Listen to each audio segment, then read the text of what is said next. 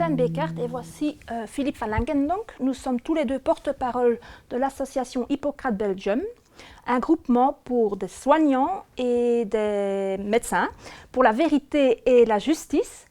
L'Ordre des médecins a sorti une nouvelle règle déontologique le 23 janvier 2021 qui dit que tous les médecins doivent absolument persuader les gens à se faire vacciner, autrement ils risquent de sanctions sévères.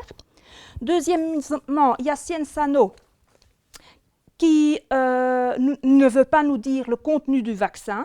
Donc, ils disent, en ce qui concerne la composition précise de ces vaccins, je ne vois pas en quoi cette information très technique et pour partie secrète pourrait favoriser l'éclairage du consentement du patient. La mortalité des jeunes en dessous de 25 ans pour le Covid-19 est de 0,01%, c'est-à-dire 1 sur 10 000. Quelque chose d'autre important, c'est une expérience qui dure jusqu'en 2023. Pour les autres points, je laisse la parole à mon collègue Philippe Van Langen. L'Agence européenne du médicament a reçu les données cliniques du fabricant Pfizer pour le vaccin pour les jeunes de 12 à 15 ans. Il s'agit d'une étude clinique sous autorisation conditionnelle temporaire.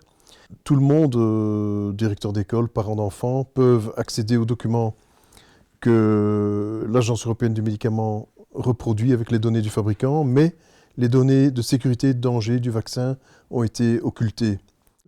Mais le vaccin est dangereux suivant ce que le fabricant annonce, des troubles neurologiques graves, des handicaps à vie, des tendances suicidaires, et tout ça a été effacé dans le rapport de l'Agence européenne qui dit qu'elle laisse ceci non visible tant que l'essai clinique n'est pas terminé. Le principe de précaution, c'est primum non nocere, et le médecin qui vaccine, lui non plus, ne sait pas ce qui est dangereux pour l'enfant, puisque ça a été caché. Le médecin reste responsable, et en cas de vaccin expérimental, l'assurance ne joue pas.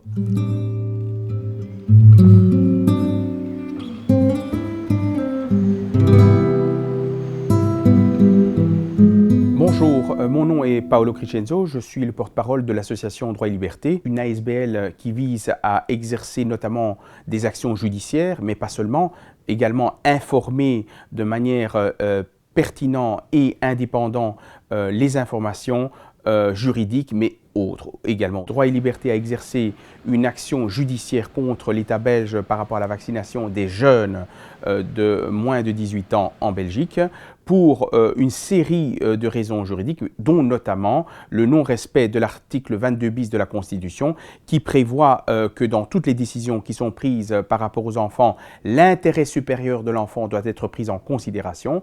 Or, bien évidemment, on veut vacciner les jeunes soi-disant pour une immunité collective. Or, nous savons tous que l'immunité collective n'est pas possible en présence des variants Delta et Mu.